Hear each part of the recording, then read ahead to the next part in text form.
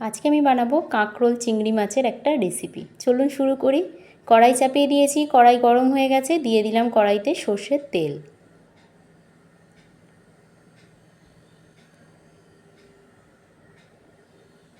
তেলটা ভালো মতো আমার গরম হয়ে গেছে। তেলের মধ্যে দিয়ে দিচ্ছি একটা শুকনো লঙ্কা, একটা তেজপাতা।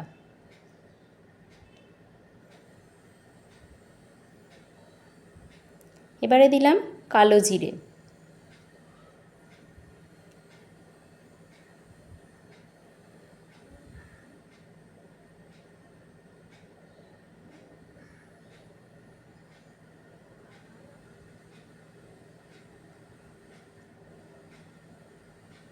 ফোড়নটা আমার হয়ে গেছে।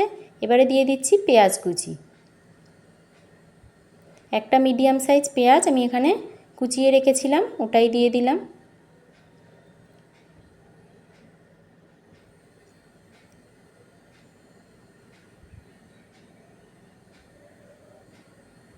এবারে দিয়ে দেব কাঁকরোল। কাঁকরোলটাকে আমি এরকম ছোট ছোট টুকরো করে রেখেছি, ওটাই দিয়ে দিলাম। অনেকে এটাকে ঘি করলা বলে থাকে, আমরা আমাদের এখানে কাঁকরোল বলি।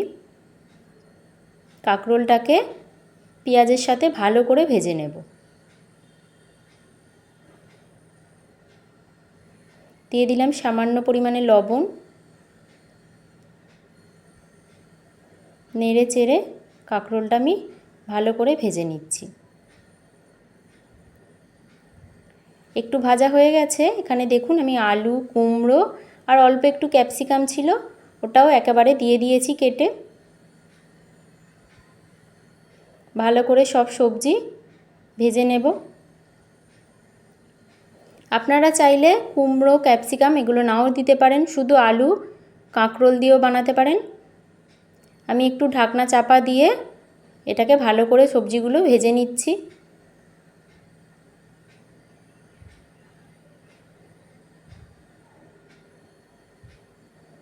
সবজিগুলো একটু ভাজা ভাজা হয়ে গেছে। এবারে দিয়ে দিলাম পরিমাণ মতো হলুদ গুঁড়ো।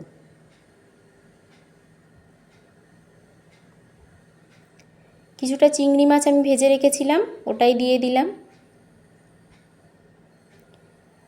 সবজির সাথে চিংড়ি মাছটাও একটু আবারও নেড়ে চেড়ে দিচ্ছি।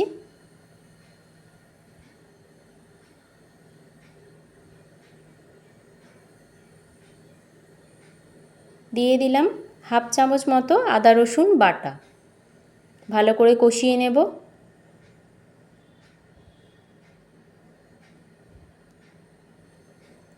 দিয়ে দিলাম লঙ্কার গুঁড়ো।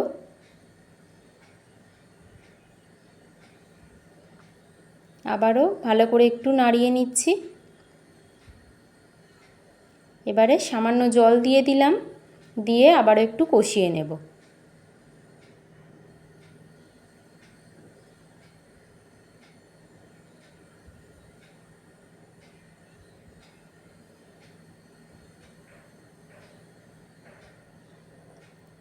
ঢাকনা চাপা দিয়ে একটু কষিয়ে নিচ্ছি। দেখুন ঢাকনাটা খুলেছি, জলটা একদম শুকিয়ে গেছে। ভালো করে একটু নেড়ে নিই।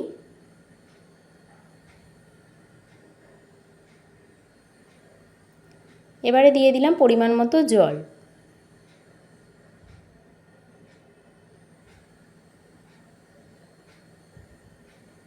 ভালো করে একটু নাড়িয়ে দিলাম, দিয়ে চাপা দিয়ে দিলাম সিদ্ধ হওয়ার জন্য। 10 মিনিট পরে আমি ঢাকনা খুলেছি, দেখি একটা আলু সিদ্ধ হয়ে গেছে। দেখুন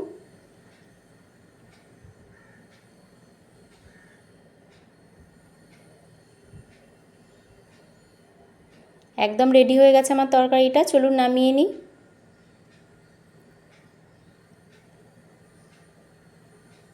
গরম ভাতের সাথে এই তরকারিটা খুব ভালো লাগে খেতে।